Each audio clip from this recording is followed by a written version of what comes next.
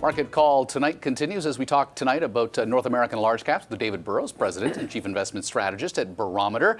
We're going to go to the mailbox first, but we still have lines open at 1-855-326-6266. Elizabeth writing in from Hamilton, Ontario about precision cast parts versus Raytheon. She writes, I've been thinking about buying a position in Precision, but I am also interested in Raytheon.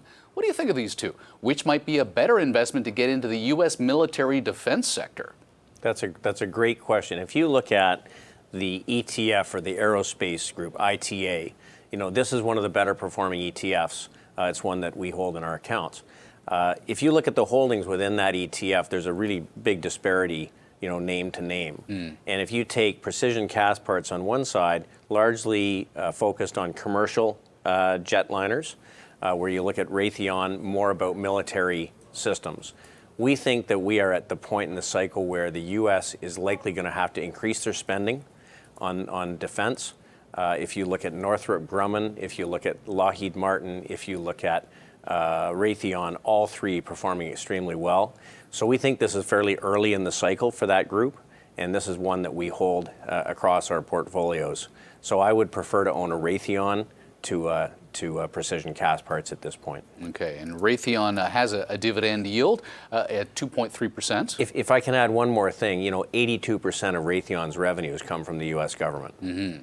So if you're concerned about weakness in global growth and you want to focus on U.S. domestic, this is probably a better name. Stock's up 24%. Street consensus, $117 12 months out, suggesting including the dividend, another 9% still to go. Yeah, and you're going to see good dividend growth here. So we think this is very attractive. All right. Thank you very much for the email, Elizabeth. Market call at bnn.ca. Not the only way to get a hold of us. Ernie's on the local line in Mississauga. Hi, Ernie. Hi, Mark. I was wondering what Michael's opinion on Bank of America is. I watched it make a few $1 billion and get beat up from about 18 down to 15 and something. And I thought they were going to increase their dividend this year, and the American economy was good, and I just thought it was positive, and I'm wondering what your opinion is. Thank you for taking my call. You bet. Great. So, Ernie, I think that when you're running a portfolio, you have to spend your time, assessing what may be changing. And I think that there are a lot of people who had a view that interest rates may start to work their way higher in the long end of the interest rate market.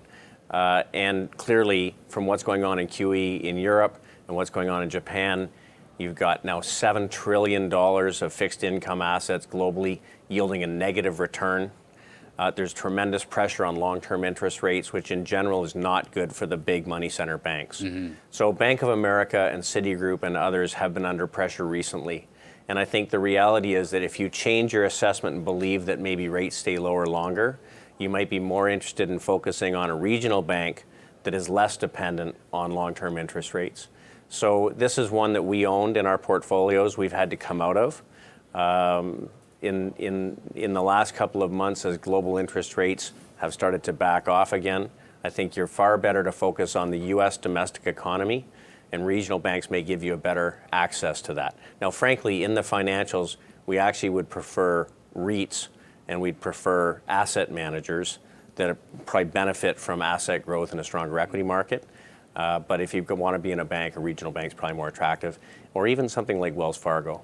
Okay, Wells Fargo a little bit bigger, but on that regional front, do you have a specific name that you like more than another? We do own Wells Fargo. We think that that's very attractive, and that will be really a pretty direct play on the U.S. housing market, mm-hmm. which is improving with lower rates. Certainly, there is demand out there. You're seeing home building picking up a little bit, home prices improving.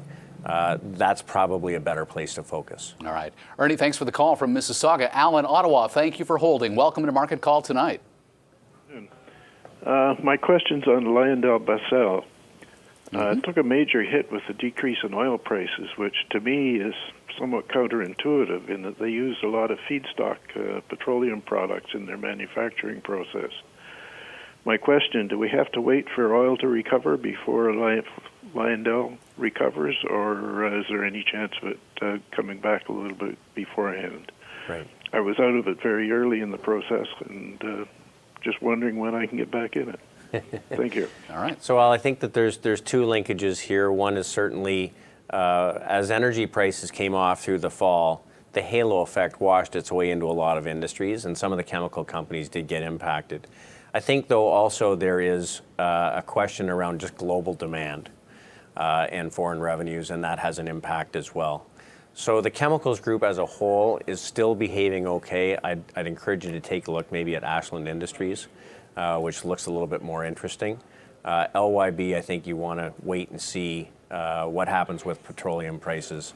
In the near term, that and weakened global growth is a little bit of a concern in this stock. Ashland Industries, ticker symbol ASH in New York, is trading at $118.13. It's up 26% over the course of the last year, and Street consensus is there's 13% more to go. Yeah, more domestically focused.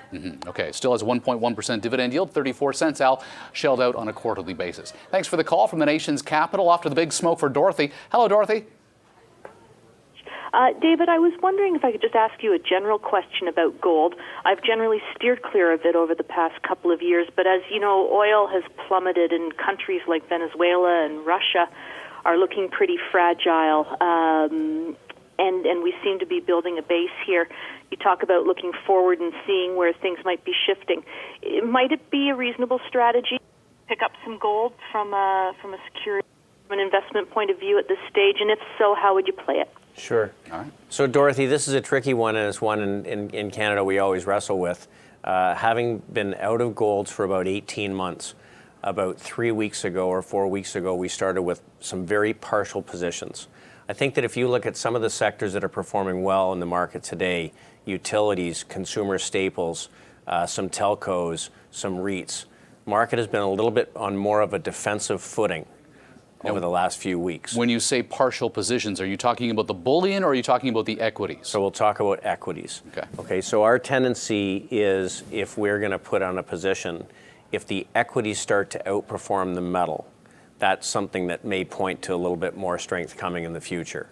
So now, having said that they were very sold out, and having said that we have seen some early signs that could cause a short-term turn, I do have some concerns about it.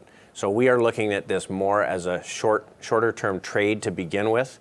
When we look at entering a sector that's been really out of favor, we look for the one or two companies that, for whatever reason, have come through it much better than the rest. And so I would use the example of Franco-Nevada, which is a royalty company.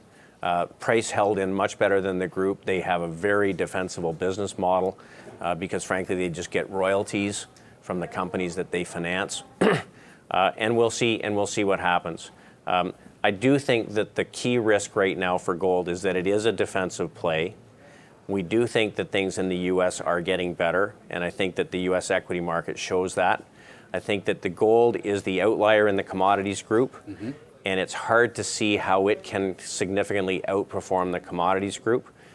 But again, we start with a half a position, and if it continues to work, we'll look at adding to it. But for now, it's a very small, shorter-term position for us. Gold from the November low is up 13%, Dorothy. The gold stocks in the TSX space are up 41% in the same time. We're taking a short break. David Burrows is here, President and Chief Investment Strategist at Barometer Capital Management, is taking your questions on North American large caps.